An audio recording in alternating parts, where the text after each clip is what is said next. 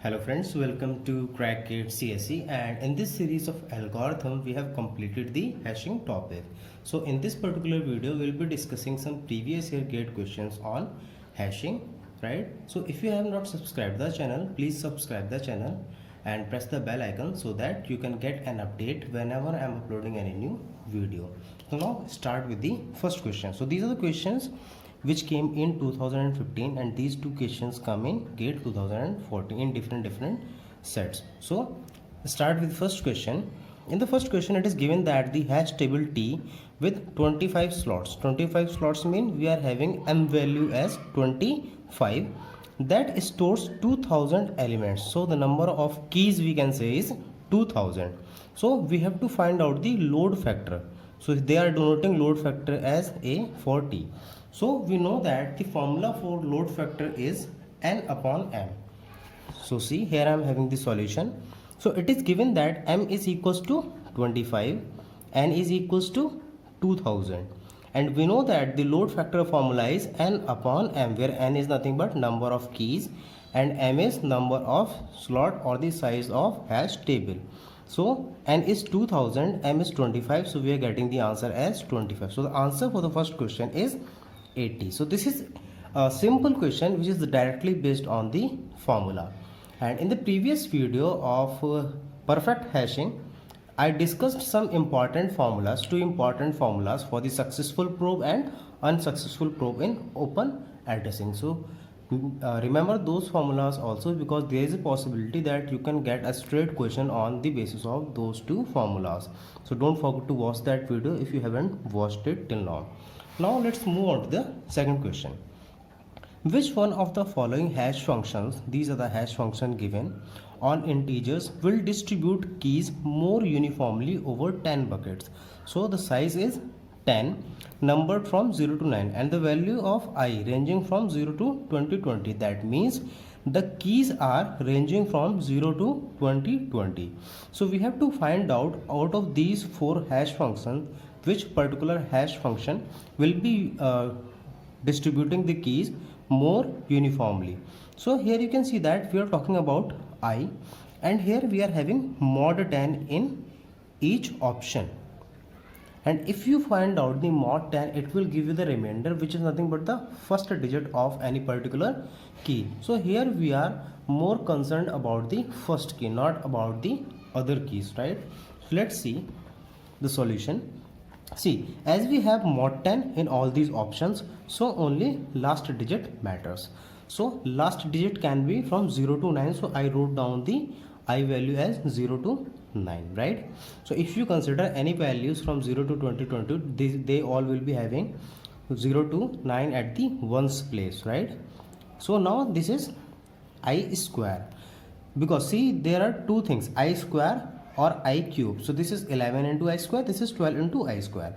So I mentioned all of these, but these two will not be having much impact. So you can just ignore these two if you want. You can just later on refer these two, right? So for I square, 0 square will be 0. Similarly, I wrote down the square for all of these I value. Now here you can see one thing, that at ones place, here I am having 0, 1, 4, 9, 6, 5, 6. So you can see that this 6 is repeated, right? This 9 is repeated. Similarly, this 4 is repeated and this 1 is repeated, right? So 4 values are getting repeated, right? Now similarly, let's find out for the I3, I cube. Here you can see that 0 at ones place. So this is the cube of these I values, right? You can easily get it, sir. So this is 0, 1 cube is 1, 2 cube is 8. So similarly, the ones digit for all these are given like this. Now you can see one thing, that none of the values among these 9 are getting repeated. That means if there is no repetition,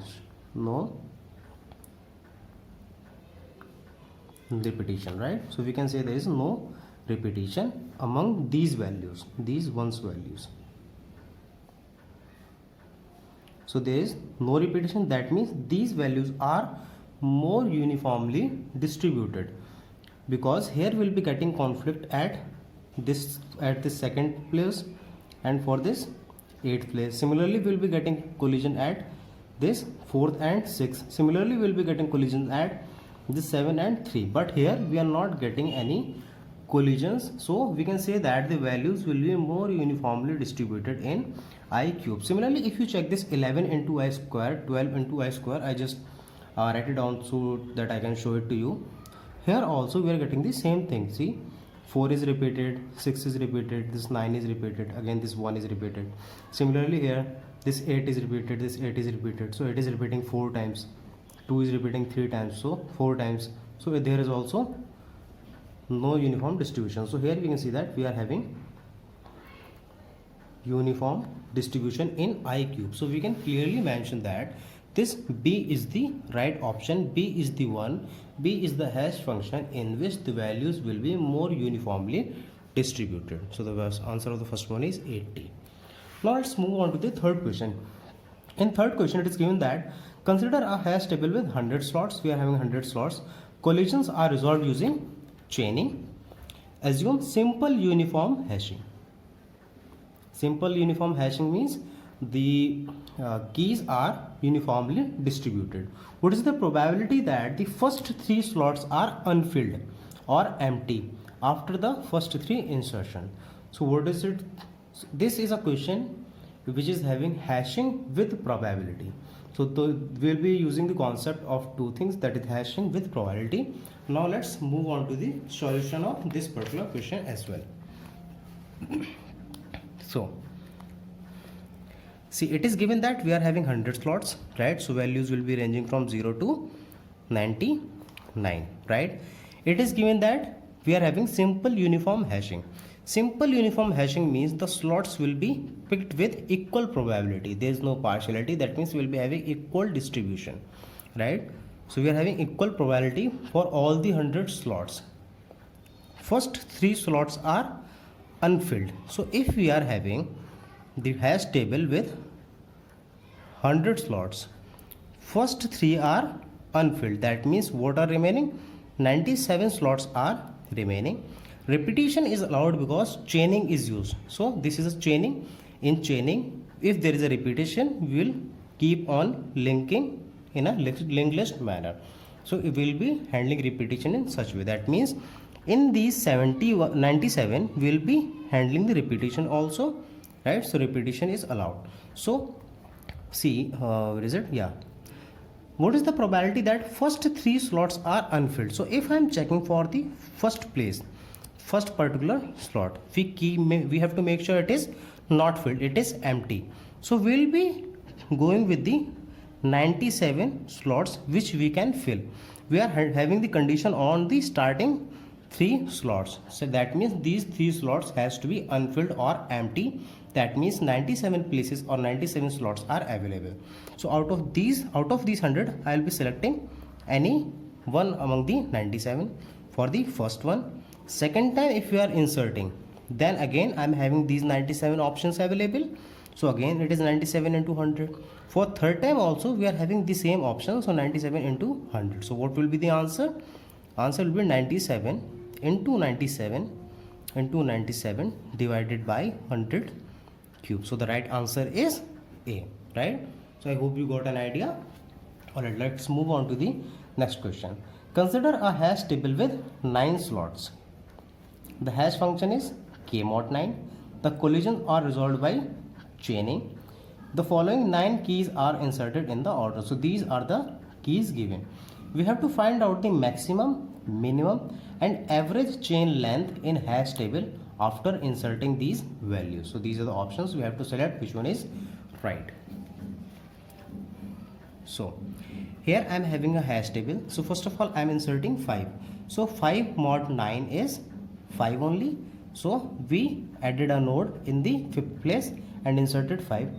28 mod 9 is 1. So 28 is added after 1. 19 mod 9 is remainder 1. So it is added here. Similarly we are adding all of these values. So the hash table will be like this, right?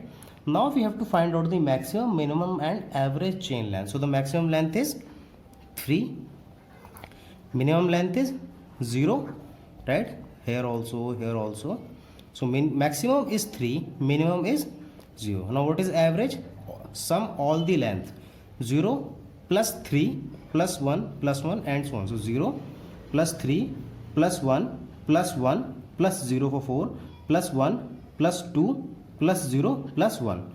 So if you sum up all these, it will be 9. So 9 divided by 9, because we have to find the average, it will be 1. That means 3, 0 and 1 is the right option.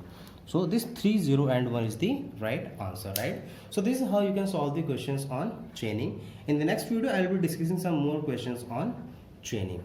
So thank you very much for watching, and if you have not subscribed the channel, subscribe the channel. If you find this particular video useful, like this particular video, share it with your friends, and don't forget to mention your valuable feedback or suggestions in the comment box. Keep supporting, keep learning. Have a great day.